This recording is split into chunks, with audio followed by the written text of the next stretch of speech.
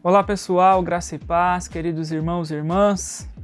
Nós estamos aqui para responder as perguntas do nosso Pentateuco, leitura bíblica que nós estamos fazendo, os 5 primeiros livros da Bíblia, e tem sido um tempo maravilhoso. Então, antes de entrar aqui trazendo as respostas para os questionamentos que nos fizeram, eu quero lembrá-lo, querido irmão e querida irmã, que tem sido muito bom esse tempo para nós, de leitura bíblica, de aprendizado. Então você que está nos acompanhando, sinta-se estimulado e encorajado a continuar nesse planejamento. Ao terminar a leitura do Pentateuco, nós já teremos lido 50% da Bíblia. Lemos o Novo Testamento, lemos o livro dos Salmos e agora nós estamos lendo então os 5 primeiros livros da Bíblia. Certamente outras dúvidas virão. Até então, essas 2 primeiras semanas, nós tivemos apenas 6 perguntas. Lembrando a você que tem o nosso grupo de WhatsApp, você pode acessar. Tem lá o link para você compartilhar as suas dúvidas e assim nós vamos caminhando juntos, tá bom? Então, muito importante aí esse aprendizado. A palavra de Deus, ela é inerrante, ela é eficaz, ela é suficiente. Ela é a palavra que alimenta a nossa alma, o nosso espírito. Então, glória a Deus pela sua vida. Primeira pergunta, nos colocaram o seguinte, Gênesis capítulo 3, versículo 22. Quem seria este um de nós? Então, ali nesse capítulo 3 está falando o texto que ao comerem do fruto, eles se tornariam como um de nós, como Deus. Um de nós é como Deus. Então, a resposta é muito simples. O próprio texto já responde, porque um de nós seria conhecedor do bem e do mal. Antes de Adão e Eva terem desobedecidos ao Senhor, eles são, na verdade, inocentes. Neles não havia pecado. Então, ali sim, antes do pecado, existia a questão do livre-arbítrio, uma opinião minha. Eles poderiam ser livres para escolher entre fazer a vontade de Deus ou desobedecer a Deus. Quando eles pecam, então, agora eles se tornam conhecedores do bem e do mal. Então, essa é a resposta, é justamente isso. Eles estariam conhecendo o bem e o mal, porque eles foram criados para um propósito, era para comer apenas dos frutos, a qual Deus havia ordenado, mas eles então desobedecem ao Senhor. E essa questão do livre-arbítrio que eu citei, uma vez que o pecado entrou no mundo, nós já não temos um livre-arbítrio para escolher entre o mal e o bem, porque nós somos descendentes de uma natureza pecaminosa. Só podemos ser libertos do pecado através de Jesus Cristo na cruz do Calvário. Estendi um pouquinho a resposta aí, mas é interessante, tá bom? Então o texto já responde. Seria como um de nós, conhecedores do bem e do mal. Segunda pergunta para nós. Gênesis capítulo 7, versículo 2. O que seria um animal puro e impuro? Então aqui seriam animais destinados ao sacrifício. Tá? O animal que era destinado ao sacrifício, você bem sabe no Antigo Testamento, ele tinha que ser sem defeito, sem mácula. E há uma possibilidade também de serem animais que não deveriam servir de alimento para as pessoas. No Antigo Testamento nós vemos estas ordenanças também, de animais que são para alimentação e animais que não o são, ok? Então seria essa a questão. Terceira pergunta para nós, Gênesis capítulo 9, versículo 4. O que seria comer com sangue? Então está dando uma ordem ali que não deveria comer a carne com sangue. Porque há uma significância ali, o sangue significava a vida. Então há uma ordenança para que não coma a carne com o sangue, porque havia uma significância, uma simbologia de que aquele sangue representava a vida. E segundo o comentário da Bíblia de Genebra, Bíblia de Estudo de Genebra, ela está dizendo o seguinte, o animal com sangue pode estar fazendo também uma referência ao sacrifício de Jesus Cristo, o derramar de seu sangue na cruz. Então esse sangue, além de significar vida, poderia significar a vida que Jesus Cristo está nos dando ao seu sacrifício na cruz do Calvário. Então daí a importância de não comer carne com sangue. Quarta pergunta para nós. Eu espero que você fique até o final do vídeo, acompanhe, mesmo que não seja a pergunta que você fez. Comente aí também, tá bom, queridos? Curta, deixa o seu comentário, porque aí nós vamos sendo ranqueados no YouTube e o YouTube ele vai colocando o nosso material aí em uns mais destacados. Claro que a gente não quer like, não quer fama, nada disso, mas a gente quer poder ser bênção na sua vida usando aí das mídias, tá bom? Então faça isso em nome de Jesus. Nós vamos aqui para a quarta pergunta e eu vou responder essa quarta pergunta juntamente com a pergunta de número 6, tá? Então as duas respostas estarão juntas aqui. A quarta pergunta disseram assim: no capítulo 6 fala sobre os filhos de Deus e os filhos dos homens. Quem são os filhos de Deus e os filhos dos homens? A sexta pergunta, basicamente a mesma, mas vou ler para você aqui, diz o seguinte: os filhos de Deus que coabitaram com as filhas do homem, os filhos de Deus se referem aos anjos caídos, aqueles que seguiram a Satanás? Uma pergunta. Os filhos desses com mulheres seriam os néfilis, os gigantes? Então é uma pergunta muito interessante no capítulo 6 de Gênesis. Não é apenas um que perguntou, são duas pessoas e justamente traz uma curiosidade para todos nós, tá bom? Então eu quero responder as duas em uma só aqui. Então existem algumas correntes de pensamentos acerca dessa interpretação. Vou dar as três e a qual eu acredito, biblicamente dizendo, nossa teologia reformada pela palavra de Deus, qual é a mais coerente para você e para mim. Então a primeira, eles estão dizendo o quê? Que anjos caídos que se sentiram atraídos pelas mulheres. Dessa união surgiram os néfilis. A primeira é justamente essa que foi colocada na pergunta de número 6, que os anjos caídos são aqueles que caíram com Satanás e agora eles tiveram relacionamento com essas mulheres, sentiram uma atração e tiveram relacionamento com essas mulheres. Daí se originou então os gigantes, ou em algumas traduções os néfilins. A segunda é que os filhos de Deus eram os nobres e acabaram se casando com as plebeias. Tá? Essa é uma segunda possibilidade. A terceira possibilidade é a espiritual, ou seja, os filhos de Deus eram descendentes de Sete e os filhos dos homens descendentes de Caim. Nesse contexto, então, néfilins é apenas homens de renome e nome de forças. Então aqui é interessante que néfilins, na tradução da Bíblia de Jerusalém, ela traz néfilins. Na nossa Bíblia, revista atualizada, corrigida, se não me falha a memória, em várias outras versões da nossa Bíblia protestante, a tradução está como gigantes.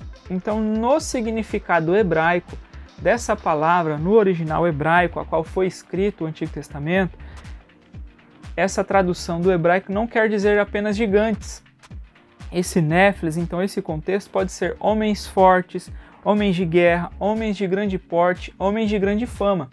Então essa terceira vertente é a minha opinião, eu creio, o pastor Ricardo falando aqui para você, que é mais coerente biblicamente dizendo, pesquisei os livros, comentários, já era uma opinião formada minha, ok? Então é a mais coerente a tendência espiritual, de que os descendentes de Sete e os filhos de Deus eram descendentes de Sete e os filhos dos homens descendentes de Caim. Está até na História dos Hebreus, o livro A História dos Hebreus, o autor Flávio Joséfo, que é um autor muito requisitado pelos estudiosos bíblicos, ele fala também justamente a mesma coisa.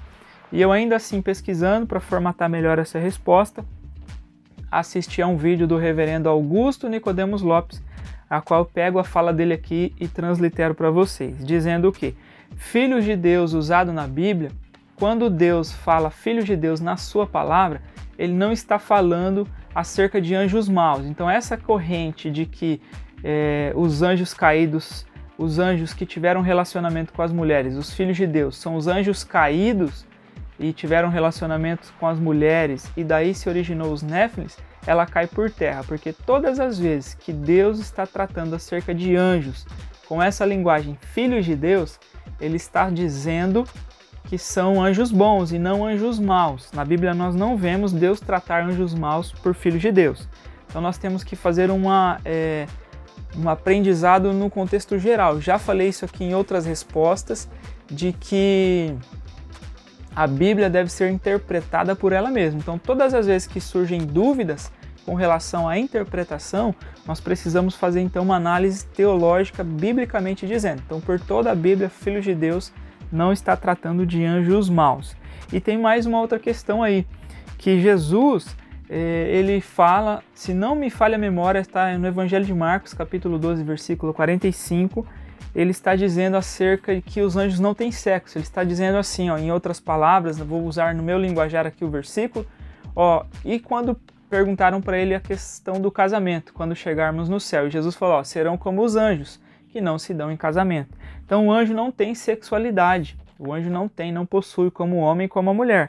Então já cai por terra esse outro argumento também. Então a resposta é melhor, tanto para as duas perguntas. Não é que tiveram relacionamento os anjos maus com mulheres e daí se originaram, não. Gramaticalmente dizendo, interpretando o texto no original no hebraico, esses gigantes eram homens de fama, homens poderosos, tá? A qual se relacionaram, então, os descendentes de Sete e os descendentes de Caim. Então ali se misturaram povos que eram de Deus e povos que não eram de Deus, ok? Essa seria a resposta então. Vamos para a quinta e última pergunta, já que eu respondi a sexta e a quarta juntamente aqui, tá bom? Quinta pergunta. O povo da época vivia muitos anos. Como era a contagem do tempo na época? Essa pergunta também é muito interessante, porque nós vemos que Adão vive 930 anos, Noé 950. Então, qual que era a contagem do tempo?